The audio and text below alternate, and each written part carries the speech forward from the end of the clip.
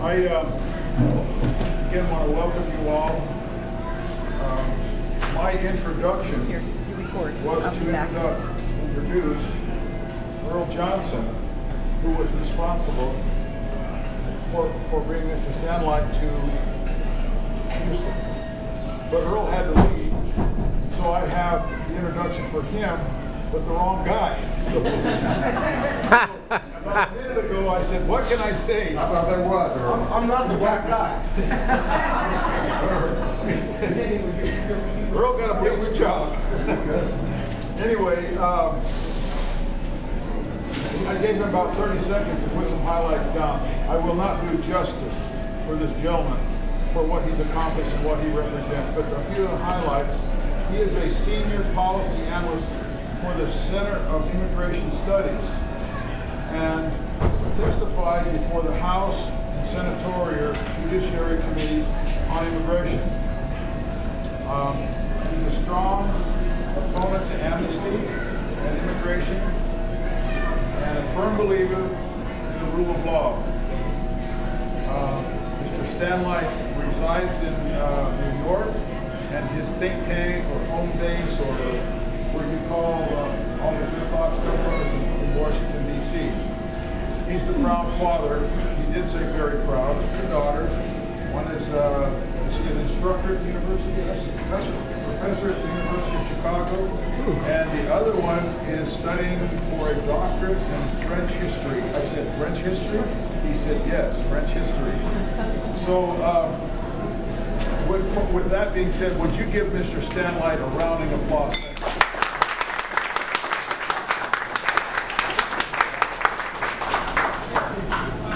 It is great to be here. I just want to make a suggestion, but you don't have to honor it. It's a little noisy in here. If you want to move down a little more close, that's fine.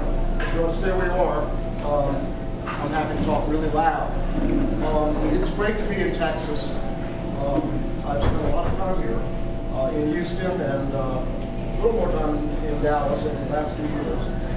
And it's great to be with friends and patriots, and it's an honor to be with the Town Hall Tea Party. Not very long ago, when I would speak to Tea Party members, I would give members that they were my favorite crazed fanatics. Though up close, you never looked quite as demented as the mainstream media made you out to be and continues to make you out to be. But I've kind of abandoned that language now, and the reason is cause for celebration. And that is now I am addressing the movers and shakers in America.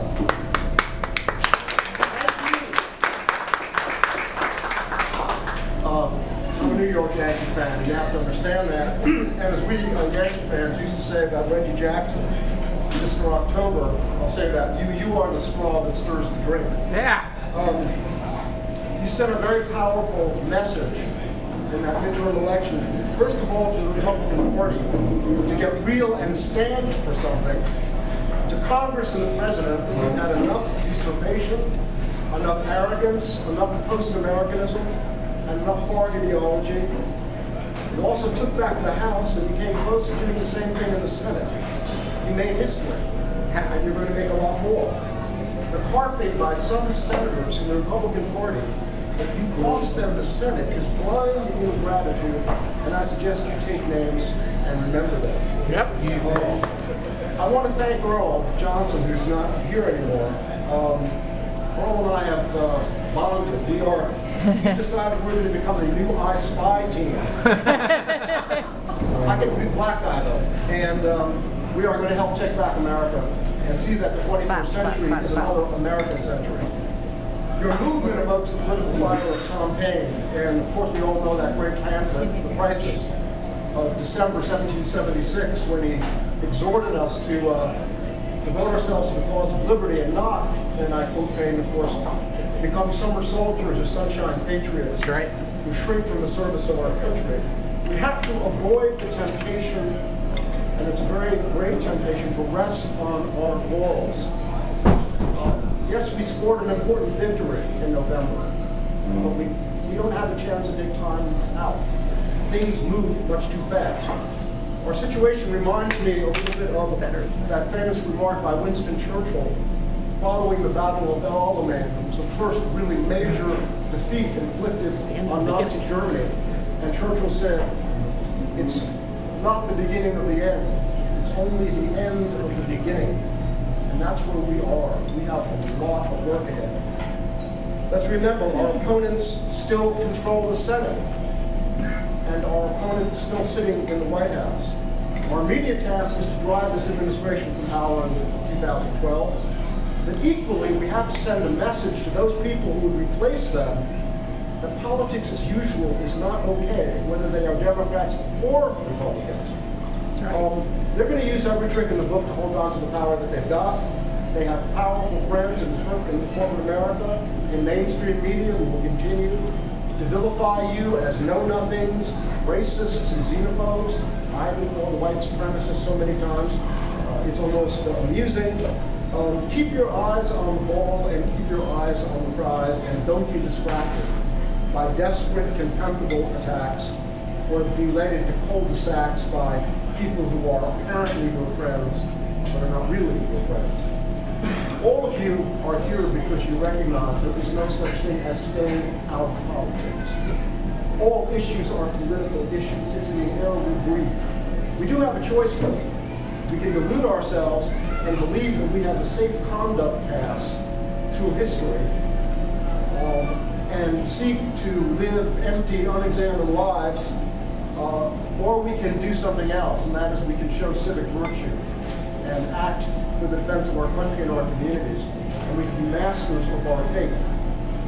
Our opponents will soon understand that we're not going to get tired.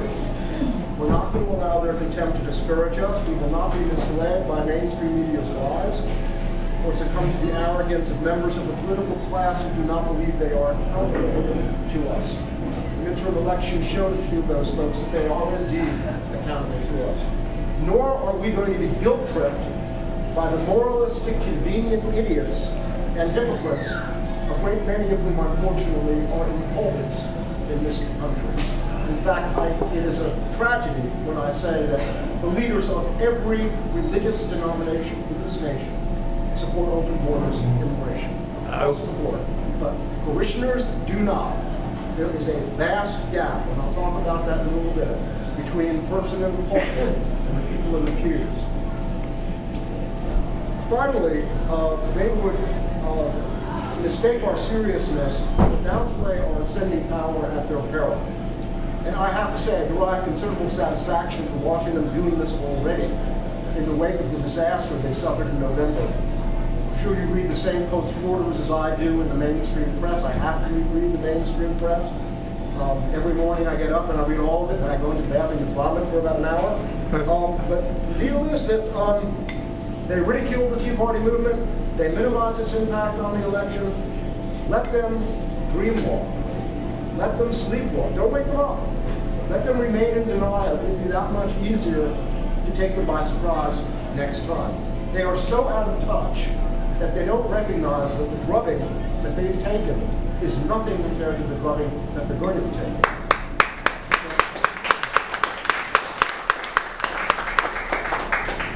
I'm going to be talking at length about the plot against America, represented by massive, illegal, and low-skilled immigration. Before I do, I want to talk a little bit about some recent developments that affect that battle, in which you all played a very significant part. When I began addressing Tea Party groups, and this goes back about 3 years ago, and the King Street Patriots was the very first group that I spoke to, and I've addressed now a great many, I was hopeful that your underlying values would cause you to join us in the battle over immigration. But the jury was out. I had some concern because there are certain Washington insiders who claim to be Tea Party leaders. People like Grover Norquist, who was almost undoubtedly a Muslim, and former Congressman Dick Armey, who never met an illegal alien he didn't like. I was afraid that they might prevail, as well as the libertarians among you. But the outcome of the election, I think, shows that my worries were very much misplaced. So let's just do a quick rehearsal over some of the good things that happened. The results speak for themselves. In the House, we have 73 true immigration hawks in the 112th Congress. That is 2 times the number we had before November. 2 40 representatives who supported higher levels of immigration are gone. Good. The results in the Senate are comparable. We've got 9 new senators whose positions on immigration represent a dramatic break with the pro-amnesty, open borders immigration policy.